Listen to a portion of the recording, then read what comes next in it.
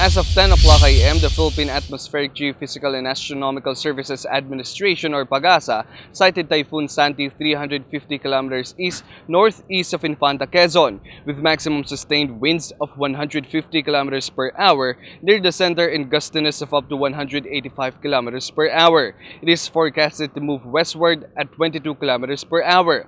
According to PAGASA, there is now small chance that Typhoon Santi will spare Metro Manila, which is now under storm signal number 2. Here's the detailed report from Nathaniel Cruz, spokesperson of PAGASA. Na bagyong si Santi, ito po yung ngayong kinadulugaran niya na nasa may karagatan pa ng Pilipinas at bukas po ng umaga ito ay nandito na sa may lumagpas na ng Metro Manila, nandito sa may Bataan. At sa 1 po ng Nobyembre, linggo, ito ay halos nakalabas na ng Philippine Area of Responsibility. So sa ganito pong bilis niya, dito po siya unang tatama kung hindi magbabago itong kanyang direksyon dito sa may Quezon area, Quezon Province area, tatawid ng posible po ito, napakataas ang posibilidad dito sa Metro Manila at dadaan ng mga probinsya ng Bulacan, Rizal, kasama na ang NCR, papunta po ng Bataan, palabas ng South China Sea.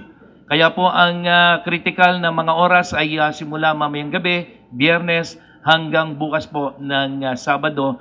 At inaasahan na sa Linggo, ito ay may kalayuan na dito sa Metro Manila at ibang bahagi ng Luzon. Dahil lang po dito ang signal number 3, dinagdagan natin, nasa ang Hilagang Quezon kasama na ang Polillo Island.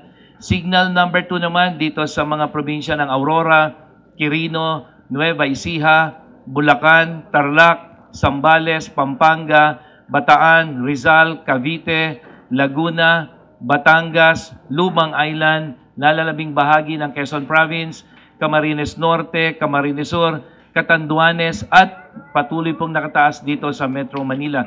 Signal number 1 naman sa Isabela, Ifugao, Nueva Vizcaya, Benguet, La Union, Pangasinan, Albay kasama ang Burias Island, Sorsogon, Marinduque, Oriental Mindoro, Occidental Mindoro at Calamian Group.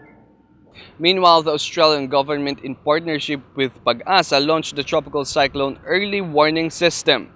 The system improves the tracking and accuracy of tropical cyclone forecasting, including position and intensity, and also enables verification of forecasts after the event through collection of forecasting data from different agencies around the world.